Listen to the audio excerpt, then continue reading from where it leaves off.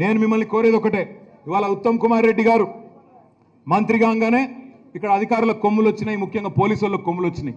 కొమ్ములు వచ్చి ఇవాళ మా వాళ్ళని తీసుకొని పోయి బలవంతంగా ఎస్సీ ఎస్టీ కేసులు పెట్టడం, ఇష్టం వచ్చినట్టు ఉత్తమ్ కుమార్ రెడ్డి గారి ఇంట్లో గుమాస్తాలాగా, ఇంట్లో బంట్రోతులాగా పోలీసు వాళ్ళు పూర్తి స్థాయిలో ఆయనకు దాసులై పనిచేస్తూ ఉన్నారు. వాళ్ళకు కూడా నేను ఒకటే విజ్ఞప్తి చేస్తూ ఉన్నా పోలీసు వాళ్ళకి, అయ్యా ఈ ప్రభుత్వం శాశ్వతం కాదు, ప్రభుత్వాలు శాశ్వతం కాదు. మొన్న 10 ఏళ్ళు మేమున్నాం, ఇవాళ వాళ్ళు ఉన్నారు, రేపు మళ్ళీ తప్పకుండా మా టైం వస్తుంది. వచ్చినాక ఒక్కొక్కడికి మిత్తితో సహా వడ్డీతో సహా తిరిగి చెల్లిస్తాం. ఒళ్ళు దగ్గర పెట్టుకోండి అని చెప్పి నేను విజ్ఞప్తి చేస్తా ఉన్నా. ఎందుకంటే ఇక్కడ ఉన్న వాళ్ళల్లో పెద్ద పెద్ద ఉత్తమ్ కుమార్ రెడ్డి లాగా 6 అడుగుల మనుషులు లేకపోవచ్చు, కానీ గుండె నిండా ధైర్యం ఉన్న వాళ్ళు ఉన్నారు. పోయింది అధికారమే తప్ప, పోయింది అధికారమే, పోరాడే దమ్ము కాదు. పోరాడే తత్వం ఇంకా ఉంది, పోరాడే దమ్ము ఇంకా ఉంది. తప్పకుండా ఉత్తమ్ కుమార్ రెడ్డి అయినా ఇంకెవరైనా వాళ్ళని తప్పకుండా ఎదుర్కొంటాం, మీకు అండగా నిలబడతాం. ఇక్కడ పోయిన చెత్త గురించి పట్టించుకోకండి. మీరు కేవలం గ్రామాన ఇక్కడికి వచ్చిన మా గ్రాడ్యుయేట్ మిత్రులను కూడా నేను కోరుతా ఉన్నా, దయచేసి సమయం ఎక్కువ లేదు, 4 రోజులు మాత్రమే ఉంది. ఈ 4 రోజుల్లో మీతో ప్రార్థన, మీ క్లాస్మేట్స్కి చెప్పండి, మీ బంధువులకు చెప్పండి, మీ ఫ్రెండ్స్కి అందరికి ఇన్ఫార్మ్ చేయండి. దయచేసి ఒక గోల్డ్ మెడలిస్టు, ఒక మంచి వాయిస్ ఉన్న నాయకుడు మీ ముందు ఇప్పుడు 15 నిమిషాలు మాట్లాడినా ఒక్క పొల్లు మాట మాట్లాడని నాయకుడు, మీ గౌరవాన్ని పెంచే విధంగా ఉండే నాయకుడు. ఆయన గెలిస్తే మీ గౌరవాన్ని హుజూర్ నగర్లో కాదు మొత్తం ఈ 3 జిల్లాల్లో పెంచే నాయకుడు రాకేష్ రెడ్డి గారికి ఓటు వేసి దయచేసి ఆశీర్వదించండి అని కోరుతూ, తిరిగి రానున్న రోజుల్లో హుజూర్ నగర్లో స్థానిక సంస్థల ఎన్నికల్లో ఇంకా ఇతర ఎన్నికల్లో కూడా పార్టీ బాధ్యత తీసుకుంటుంది. మీ అందరికి అండగా నిలబడతాం, మీ అందరు కూడా ధైర్యంగా ఉండాలని చెప్పి మనస్ఫూర్తిగా కోరుతూ, జై తెలంగాణ. చివరి మాట ఓటరు, ఒక నిమిషం, ఒక్క మాట. 3వ వరుసలో రాకేష్ రెడ్డి గారి పేరుంది. ఆ పేరు పక్కన ఉండే బాక్స్లో దయచేసి ఇంటూ మార్కులు, టిక్కు మార్కులు ఏది పెట్టొద్దు. కేవలం వెంకటేశ్వర స్వామికి ఉండే నిలువు గీత, ఒక నిలువు నామం లాగా ఒక్కసారి 1 అని వేలెత్తండి అందరూ. 1 ఆ వేలు అంతే. 1 అనే సంఖ్య మాత్రమే వేయండి, సరిపోతుందని చెప్పి మళ్ళీ ఒకసారి విజ్ఞప్తి చేస్తూ, జై తెలంగాణ. ₹1,00,000 రుణమాఫీ చేసిండు, కానీ మీరు ₹1,00,000 రుణమాఫీ చేసుకున్న వాళ్ళు కూడా, ₹1,00,000 రుణమాఫీ పొందిన వాళ్ళు కూడా అర్జెంటుగా బ్యాంకు కురకండి, పోయి 2 లక్షలు తెచ్చుకోండి, వెంబడే కొత్త లోన్ తెచ్చుకోండి. నేను వస్తున్నా డిసెంబర్ 9 నాడు వెంబడే సంతకం పెడతా, 2 లక్షలు రుణమాఫీ చేస్తా అని చెప్పి రైతులను బురిడి కొట్టించిండు. డిసెంబర్ 9 పోయింది, జనవరి 9 పోయింది, ఫిబ్రవరి 9 పోయింది, మార్చి 9 పోయింది, ఏప్రిల్ పోయింది, మే పోయింది. ఇంకో 4 రోజుల్లో జూన్ 9, 6 నెలలు కూడా సక్సెస్ఫుల్గా అయిపోతుంది. 9 నెలల్లో బిడ్డ కూడా పుడతాడు. మరి 6 నెలలు అయిన తర్వాత ఇప్పటివరకు అతి లేదు, గతి లేదు. ఇప్పుడు రేవంత్ రెడ్డి గారు ఒకటే పని పెట్టుకున్నాడు ఇప్పుడు కొత్తగా. ఇక ప్రజలు నమ్ముతలేరు, మా దొంగ మాటలు అందరికి అర్థమైపోయినాయని తెలిసిపోయింది. అందుకే ఏం ఎత్తుకున్నాడు కొత్తగా, ఎప్పుడన్నా ఎవడైనా ఏం చేస్తాడు, మనని మనుషులు నమ్మడం లేదు అనుకుంటే అమ్మతోడు, అయ్యతోడు, పిల్లల మీదొట్టు, లాస్ట్ అది కూడా నమ్మకపోతే దేవుడు మీదొట్టు అన్న అంటాడు. ఇలా రేవంత్ రెడ్డి కూడా అదే పని చేస్తున్నాడు. ఎక్కడ ఏ ఊరికి పోతే ఆ ఊరిలో ఉండే దేవుడి మీద, ఇగో నేను యాదగిరిగుట్ట లక్ష్మీ నరసన్న మీద ఒట్టు అంటాడు. ఇంకో ఊరికి పోతాడు, అక్కడ ఉండే బాసర సరస్వతి మీద ఒట్టు అంటాడు. మరి ఇక్కడికి వచ్చిండో మఠంపల్లికి లేదో కానీ ఇక్కడికి వస్తే ఇక్కడ దేవుడు కూడా భయపడే పరిస్థితి. ఎందుకంటే దేవుళ్ళ మీద ఒట్లేసి దేవుళ్ళను కూడా ఇబ్బందులు పెట్టే ప్రయత్నం చేస్తూ ఉన్నాడు. 2 లక్షల రుణమాఫీ అన్నాడు, దానికి ఇంతవరకు అత్తాలేదు పత్తాలేదు. ఊసర వెళ్ళి రంగులు మార్చినట్టు రేవంత్ రెడ్డి ఇప్పుడు తేదీలు మారుస్తున్నాడు. డిసెంబర్ 9 అయిపోయింది, ఇప్పుడు కొత్త తేదీ ఆగస్టు 15, 15 ఆగస్టుకు విడుదల. కానీ చాలా తెలివైనోడు రేవంత్ రెడ్డి, చాలా తెలివైనోడు, చాలా నిజాయితీ గల్ల మోసగాడు.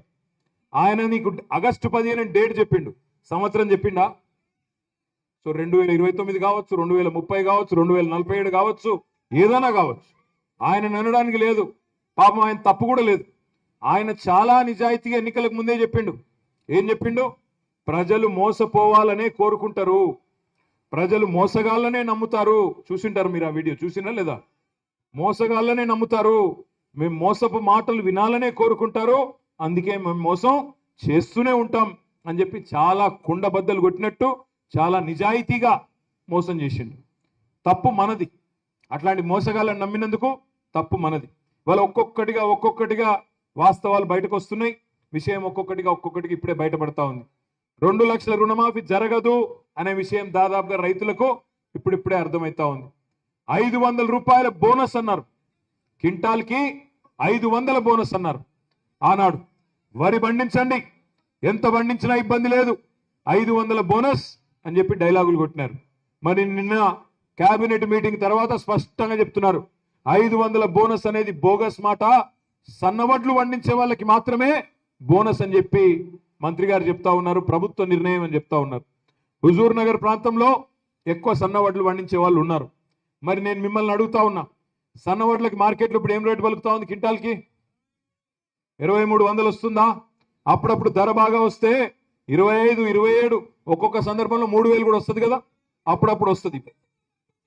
తగ్గించారు, ఆగురా అయ్యా, తొందరపడు. తగ్గించారు అని ఇప్పుడంటే ఏం లాభం? ఓటేమో వానికి గుద్దుతూ అడుగుడేమో నన్ను అడగబడుతూ, కత్తి వాడికి ఇచ్చి యుద్ధం నన్ను చేయమంటే ఎట్లా తమ్ముడు?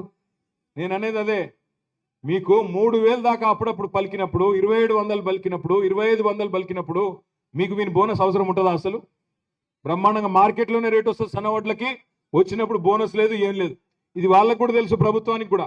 మీరు బోనస్ అడగరు, మీరు తీసుకోరు, మీరు మిల్లర్లకు అమ్ముకుంటారు, మార్కెట్కు పోతుంది, వాడికి తెలుసు రూపాయి ఖర్చు లేకుండా మాట నిలబెట్టుకున్నాన్న బిల్డప్. వాస్తవం ఏంది? తెలంగాణలో 80-85% తెలంగాణలో పండే వడ్లు బియ్యం దొడ్డు వడ్లు పండుతాయి.